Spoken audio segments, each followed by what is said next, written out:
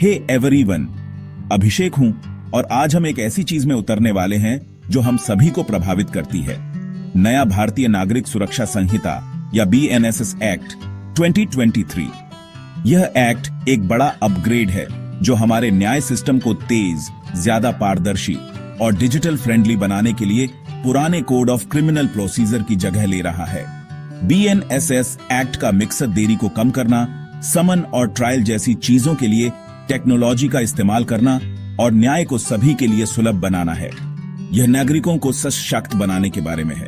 यह पक्का करना कि सिस्टम आपके लिए काम करे, न कि आपके खिलाफ। कल्पना कीजिए कि आपको अपने केस के अपडेट के लिए भागना नहीं पड़ेगा या एक ऑफिस से दूसरे ऑफिस नहीं जाना पड़ेगा। यह वह फ्यूचर है जिसे BNSS बना रहा है। यह सिर्फ वकीलों या जजों के लिए नहीं है, यह हर नागरिक के लिए है जो एक निष्पक्ष, कुशल सिस्टम चाहता है। ये कानून तय करते हैं कि आप अथॉरिटीज के साथ कैसे इंटरैक्ट करते हैं और आपके अधिकारों की रक्षा कैसे करते हैं। इन्हें जाना आपको अपने और अपने समुदाय के लिए खड़े होने का कॉन्फिडेंस देता है। अगले सेक्शंस में हम 5 मुख्य नियमों सेक्शन 6 से 10 को तोड़ेंगे जो आपके हाथों में असली पावर और रिस्पॉन्सिबिलिटी देते हैं। चलिए शुरू करते हैं, क्योंकि अपने अधिकारों को समझना न्याय की ओर पहला कदम है। चलिए BNSS एक्ट के सेक्शंस 6 से 10 पर झूम करते हैं। ये कानून और व्यवस्था में नागरिक भागीदारी की रीढ़ हैं। वे बताते हैं कि आप पुलिस की मदद कब कर सकते हैं और कब करनी चाहिए, और यहां तक कि आप खुद कब एक्शन ले सकते हैं। सेक्शन 6, आपको पुलिस या मैजिस्ट्रेट की मदद के लिए बुलाया जा सकता है। सेक्शन 7, अगर आपको कुछ गंभीर अपराधों के बारे में पता है तो आपको उनकी रिपोर्ट करनी होगी। सेक्शन 8, पुलिस को आपके द्वारा दी गई जानकारी पर कार्रवाई करनी होगी। सेक्शन 9, आपके पास किसी ऐसे व्यक्ति को अरेस्ट करने की पावर है जो आपकी मौजूदगी में एक गंभीर अपराध कर रहा हो। सेक्शन 10, सिटीजन अरेस्ट करने के बाद क्या करना है। ये सेक्शंस तमाशबीनों को एक्टिव गार्डियन में बदल देते हैं, जिससे सुरक्षा एक साझा रिस्पॉन्सिबिलिटी बन जाती है। चलिए देखते हैं कि हर एक असल जिंदगी में कैसे काम करता है। सेक्शन 6 कहता है कि अगर कोई पुलिस ऑफिसर या मैजिस्ट्रेट आपसे मदद मांगे, जैसे कि भाग रहे क्रिमिनल को पकड़ने या पब्लिक प्रॉपर्टी को नुकसान से बचाने के लिए, तो आपको कानूनी तौर पर मदद करनी होगी। यह सिर्फ एक फेवर नहीं है, यह एक नागरिक कर्तव्य है। उदाहरण के लिए, अगर कोई पुलिस ऑफिसर किसी चोर का पीछा करते हुए मदद के लिए चिल्लाता है, तो आपसे उम्मीद की जाती है कि अगर सुरक्षित हो तो आप मदद करें। या पब्लिक इमरजेंसी के दौरान आपसे प्रॉपर्टी की रक्षा करने या व्यवस्था बनाए रखने में मदद करने के लिए कहा जा सकता है। यह कानून पुलिस को गंभीर पलों में नागरिकों को जुटाने का अधिकार देता है, जिससे दर्शक सहयोगी बन जाते हैं। लेकिन आपकी मदद रीजनेबल होनी चाहिए। कानून आपसे अपनी जान जोखिम में डालने की उम्मीद नहीं करता। यह आधिकारिक तौर पर अनुरोध किए जाने पर प्रैक्टिकल, सेफ असिस्टेंस के बारे में है। जब कोई ऑफिसर मदद के लिए पूछता है तो यह सिर्फ एक सुझाव नहीं है, यह कानून है। सेक्शन 7, इसे आपका कानूनी कर्तव्य बनाता है कि आप गंभीर अपराधों जैसे हत्या, किडनैपिंग या देशद्रोह की रिपोर्ट करें, अगर आपको उनके बारे में पता है। आप इसे अनदेखा नहीं कर सकते। जब पब्लिक सेफ्टी दांव पर हो तो चुप्पी कोई ऑप्शन नहीं है।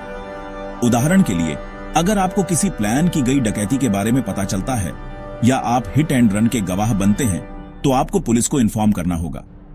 रिपोर्ट करने में फेल होने से आप कानूनी मुश्किल में पड़ सकते हैं। यह कानून हर नागरिक को कानून लागू करने वाली अथॉरिटीज के लिए महत्वपूर्ण जानकारी का एक संभावित सोर्स बनाता है। यह सतर्कता और रिस्पॉन्सिबिलिटी की संस्कृति को बढ़ावा देता है। क्या आप श्योर नहीं हैं कि आपको इसमें शामिल होना चाहिए? सेक्शन 7 इसे क्लियर करता है। रिपोर्ट करना न केवल सही है, बल्कि जरूरी भी है। कानून आपको आगे आने के लिए प्रोटेक्ट करता है। यह एक सुरक्षित समाज बनाने के बारे में है, साथ मिलकर। सेक्शन 8 इसका दूसरा पहलू है। जब आप किसी क्राइम की रिपोर्ट करते हैं तो पुलिस को कार्रवाई करनी होगी। ऑफिसर्स को कानूनी तौर पर अरेस्ट और जानकारी को ऊपर तक रिपोर्ट करना जरूरी है, जिससे जवाबदेही बनती है। अगर आप पुलिस को किसी क्राइम के बारे में टिप देते हैं तो वे इसे अनदेखा नहीं कर सकते। उन्हें इसे डॉक्यूमेंट करना और आगे बढ़ाना होगा। यह ट्रांसपेरेंसी पक्का करता है और पावर के गलत इस्तेमाल को रोकता है। यह आपको यह भी भरोसा दिलाता है कि आपकी जानकारी यूं ही खत्म नहीं होगी। पुलिस कानून से बंधी है ठीक वैसे ही जैसे हर कोई। यह भरोसा बनाता है और पब्लिक कोऑपरेशन को बढ़ावा देता है। सेक्शन 9 आपको किसी ऐसे व्यक्ति को अरेस्ट करने की पावर देता है जो आपकी मौजूदगी में एक गंभीर नॉन बेलेबल क्राइम कर रहा हो, या अगर वह एक जाना माना फरार मुजरिम हो। उदाहरण के लिए, अगर आप किसी बैग स्नैचर को एक्शन में देखते हैं तो आप उसे पुलिस के आने तक रोक सकते हैं, या अगर आप किसी वांटेड क्रिमिनल को देखते हैं तो आप सिटीजन अरेस्ट कर सकते हैं। यह एक बड़ी रिस्पॉन्सिबिलिटी है जो तुरंत गंभीर सिचुएशंस के लिए है जब पुलिस आसपास न हो। आप छोटे मोटे अपराधों के लिए या अकेले शक के आधार पर अरेस्ट नहीं कर सकते। कानून आप पर भरोसा करता है कि आप रिस्पॉन्सिबली और तभी एक्शन लेंगे जब जरूरी हो। आपका काम भागने से रोकना है, सजा देना नहीं। जिस पल आप अरेस्ट करते हैं, आपका अगला स्टेप क्लियर होता है। चलिए देखते हैं कि आगे क्या होता है। सेक्शन 10 आपको ठीक ठीक बताता है कि सिटीजन अरेस्ट के बाद क्या करना है। व्यक्ति को पुलिस को सौंप दें या उसे तुरंत नजदीकी स्टेशन ले जाएं। आप उन्हें इंटेरोगेट नहीं कर सकते, नुकसान नहीं पहुंचा सकते या जरूरत से ज्यादा देर तक हिरासत में नहीं रख सकते। आपकी भूमिका तब खत्म हो जाती है जब पुलिस टेक ओवर कर लेती है। उदाहरण के लिए, किसी चोर को रोकने के बाद पुलिस को बुलाएं, बताएं कि क्या हुआ और एक गवाह के तौर पर अपनी डिटेल्स दें। यह सभी के अधिकारों की रक्षा करता है और विजिलेंटी जस्टिस को रोकता है। कानून एक साफ लाइन खींचता है।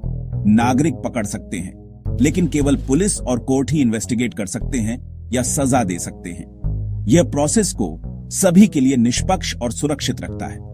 इन 5 सेक्शंस को जाना आपको समझदारी से और कानूनी तौर पर एक्शन लेने का अधिकार देता है। आप सिर्फ एक दर्शक नहीं हैं, आप न्याय में एक एक्टिव, इन्फॉर्मड पार्टिसिपेंट हैं। एक सुरक्षित, ज्यादा न्यायपूर्ण समुदाय बनाने में मदद करने के लिए इस नॉलेज का इस्तेमाल करें। अगर आपके पास कोई सवाल है या आप किसी और टॉपिक पर वीडियो देखना चाहते हैं तो कृपया कमेंट में जरूर बताएं। इस वीडियो को लाइक करें और चैनल को सब्सक्राइब करना ना भूलें।